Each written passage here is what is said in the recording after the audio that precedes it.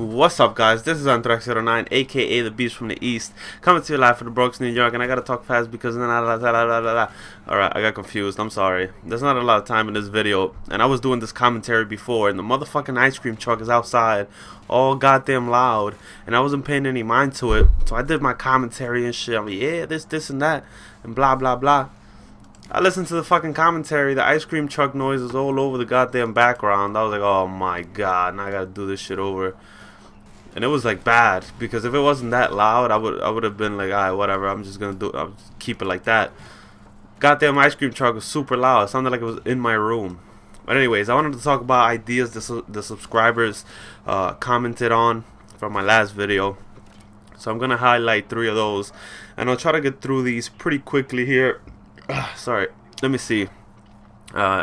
Snake and Bake It says, like a 4th perk that only works for specific game modes, like domination, when you can have a perk to either show how many enemies are on a flag, or you can have a perk to show how close the enemy is to capping a flag.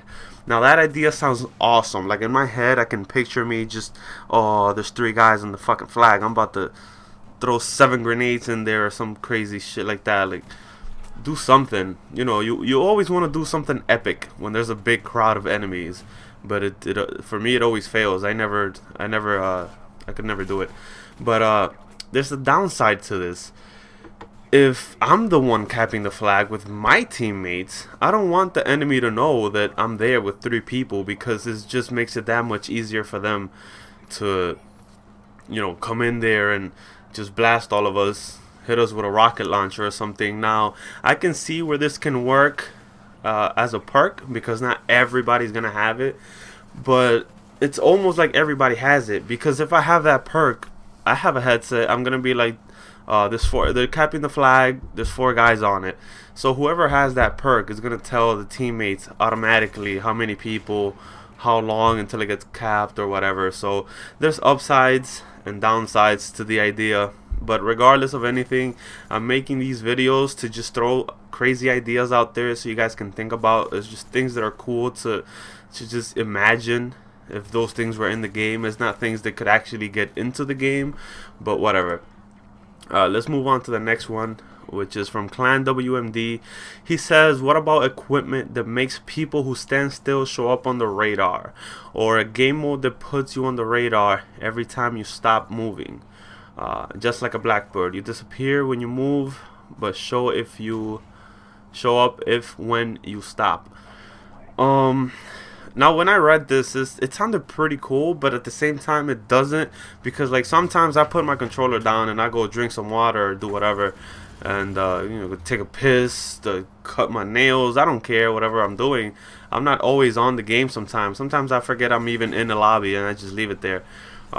But I don't think it would be fair to me or others that, you know, sometimes go get water or things, people that just constantly stop to text or talk on the phone or whatever. You know, people are always doing things, so they leave the game, and I don't think it's fair to them that if they go get water or whatever they're doing, the enemy team gets to see where he is just because he stopped moving. You know, just because somebody's not moving doesn't necessarily mean he's camping.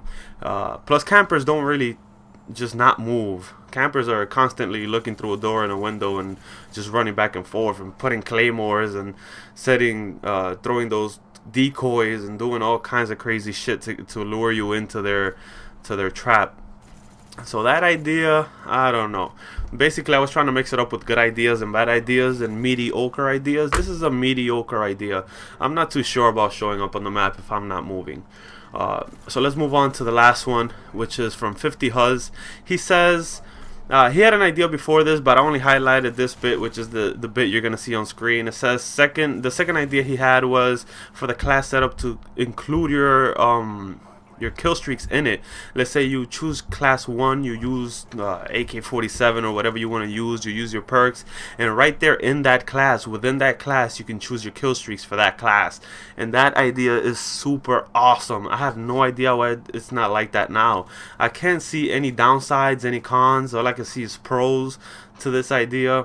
You join a game, you don't have to change your kill streaks, you just pick your class for that type of game mode, and it'll be so much simpler. You never have to change your kill streaks, and the other idea he had was also pretty good, which I forgot to highlight, was that you could cycle through through the the kill streaks, which I've heard before. I think from like Wings of Redemption. That's why I didn't highlight it. But I had heard it before, and I know it's like you get your UAV and then you get a napalm strike. So you want to call your UAV in first before the napalm, because obviously you want to know where people are. And Call of Duty doesn't let you do that. I don't know why. They could, and it sounds simple enough to just switch a button. But that's a great idea too. But the idea that he had for the classes and all that stuff, man, that idea is just wonderful. Anyways, this gameplay that you guys are watching, if you're still watching this video, this was a game that I just joined. I didn't give a fuck, and then I was like, yo, I gotta win this.